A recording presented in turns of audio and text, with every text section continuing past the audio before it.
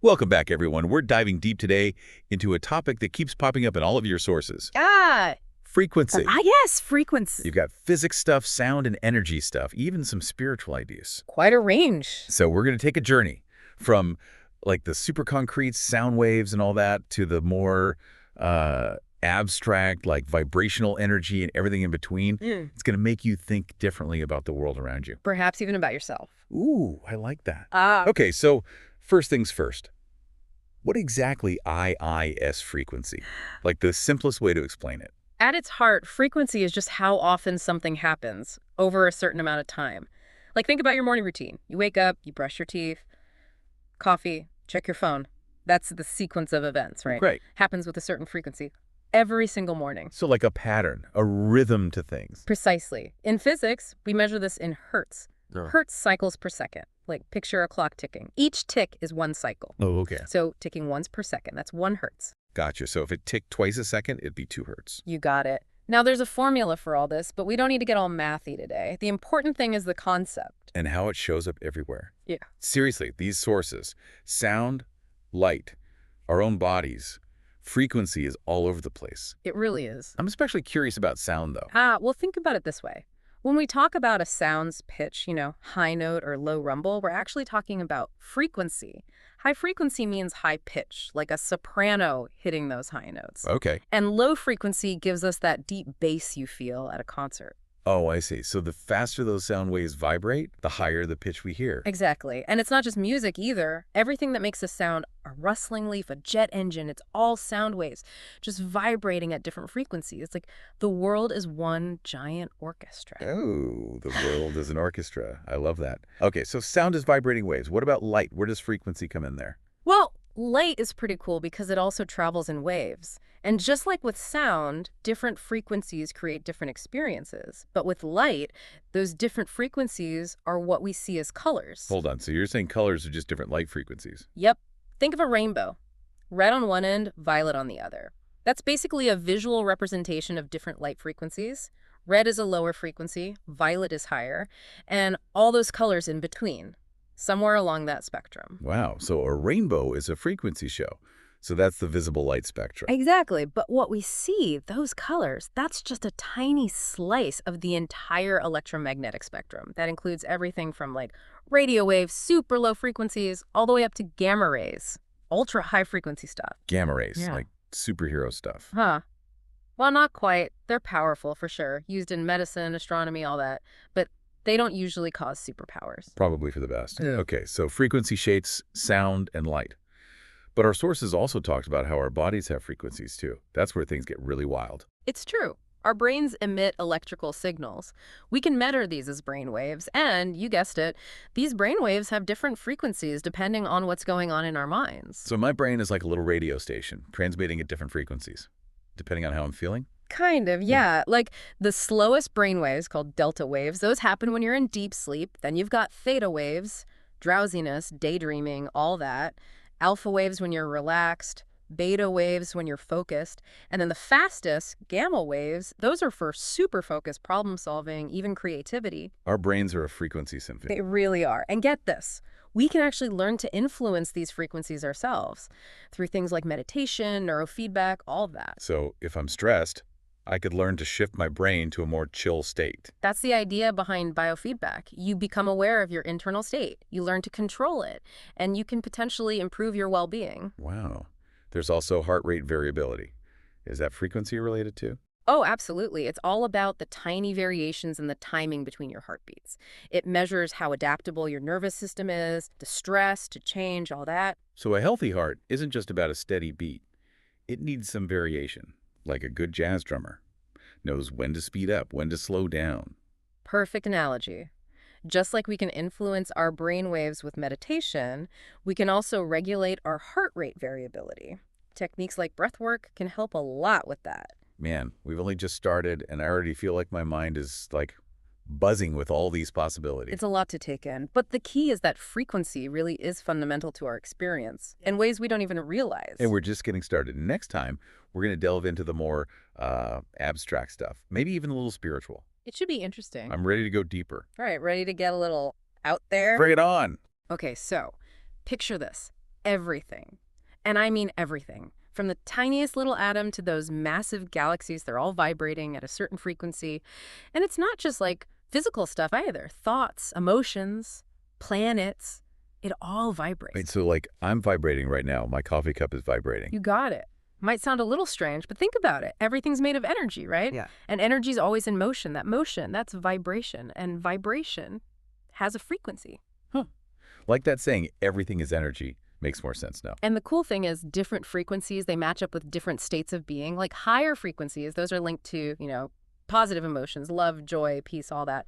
Lower frequencies, more on the negative side.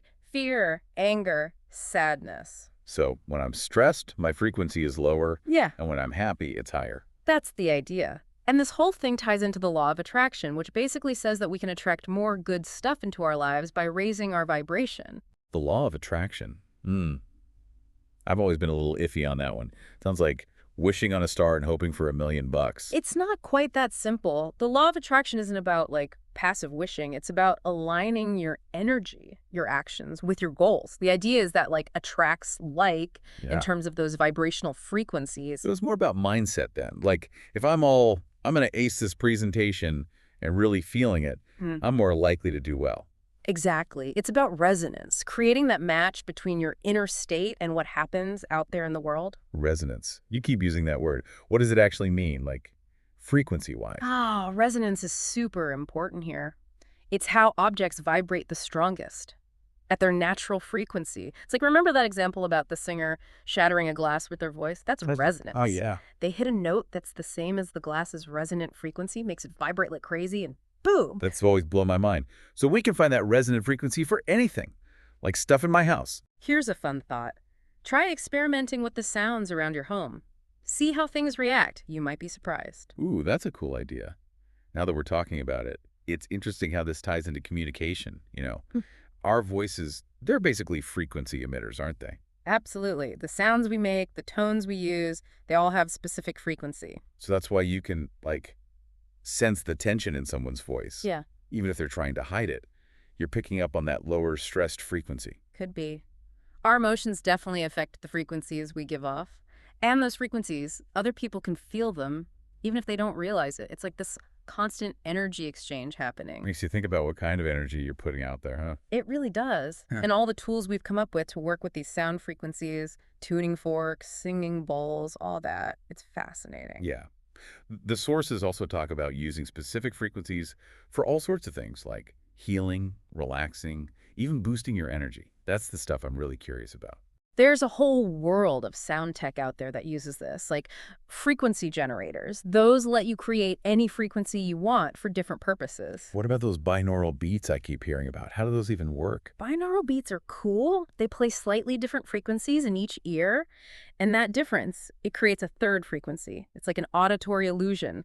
Your brain perceives it, and that can be used to relax you, help you focus, even get better sleep. So you're tricking your brain. That's wild. And then there's music. People have been using music for healing and spirituality forever. Even now, there's a lot of interest in using specific frequencies in music to chill out, to energize, all sorts of things. Like listening to Mozart to get focused or chanting to calm down. Exactly. Music's powerful. Oh, and speaking of powerful frequencies, have you heard of the Schumann resonance? It was mentioned, yeah.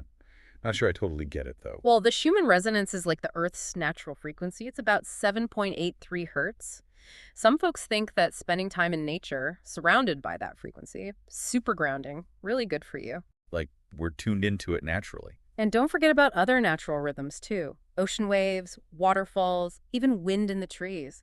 They all have an effect on us. Man, now I'm seeing frequency everywhere. Music, nature, even my own heartbeat. It's crazy. Right. And there's one more thing, one that always gets people curious. Crystals. Ooh, yes. Crystals having frequencies. Is that a real thing? Crystals definitely have unique vibrations, not a ton of science on it, but a lot of people feel that working with crystals can help them connect with their intuition and feel better overall. So even if you're not into the mystical side of things, it's still pretty interesting to think about. Absolutely. It's all about finding the crystals that resonate with you. I love that. This whole conversation has totally changed how I think about frequency. It's like this whole unseen world. And there's one more wild aspect we got to talk about. Your sources mentioned something about merging frequencies for some pretty specific stuff, like penetrating barriers. Sounds like sci-fi, right? Yeah, that one really caught my eye too. How does that even work? Can you actually use frequency to, like, see through walls? Not exactly seeing through walls, but it's definitely real science. It's all about how different frequencies interact with different materials. So you can't just, like, blast a wall with any frequency and expect it to disappear. Huh. Not quite. Different materials, they have different densities, different properties, and those properties affect how they interact with those waves. Some frequencies, they might get absorbed by the material, some might bounce right off, and some might be able to pass right through. It all depends. Okay, so more complicated than I thought. But how's this actually used then? The sources talked about communication, even transferring energy with frequencies. Think about your cell phone. It uses radio frequencies to communicate, right? And those signals, they got to pass through walls, all sorts of stuff to get to your phone. Huh, that's true. Never thought about how they actually get through. So that's merging frequencies. Sort of. Cell phone signals, they often use multiple frequencies at the same time. To get the best signal, you've got a carrier wave that's a higher frequency, and it carries the information, which is on a lower frequency. That combo lets the signal travel further and through stuff easier. So it's like the information signal is hitching a ride on a stronger wave. Exactly. And it's not just communication either. Merging frequencies is used for imaging and sensing, too. Like what? Well, take ultrasound, for example. It uses high-frequency sound waves, right, to Yeah. create pictures of what's going on inside your body. Right. And those sound waves, they got to go through your skin, through tissue, all that, to reach those organs and make those images the doctors use. Wow, so we're using frequency to, like, see inside people. What about that energy transfer stuff? That seemed super futuristic. That's the cutting edge, for sure. Scientists are working on ways to use specific frequencies to beam energy. Without wires. Imagine charging your phone just by being in the right room. Whoa, that'd be amazing. So it's about finding frequencies that can go through stuff and deliver energy to, like, a target. Yeah, exactly. It's still early days, lots of challenges, but the possibilities are huge. It's mind-blowing to think that something as, like, basic as frequency could be the key to all this future tech.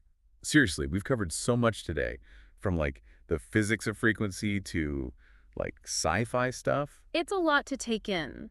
But the main thing to remember is that frequency is everywhere. It's always affecting us, even if we don't notice it.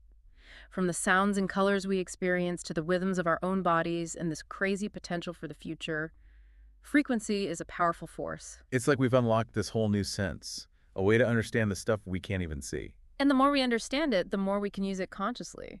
Whether it's sound and music to change our energy, or connecting with nature's rhythms to ground ourselves, or even those more intuitive practices like working with crystals. It's about finding what works for you, right? What makes you curious and makes you want to learn more. Exactly. So here's the question I'll leave you with. If everything has a frequency, what frequency are you putting out into the world? Ooh, that's a good one. Makes you think about your thoughts, your emotions, your actions, knowing they all have this, like, ripple effect. Right. So are you vibrating at a frequency of fear or joy, scarcity or abundance? And what can you do to change your frequency to match what you really want in life? Powerful stuff. We're all creators, putting our own unique frequencies out there. Thanks for joining us for this deep dive into the world of frequency. Keep exploring. Keep that mind open. Until next time, stay curious.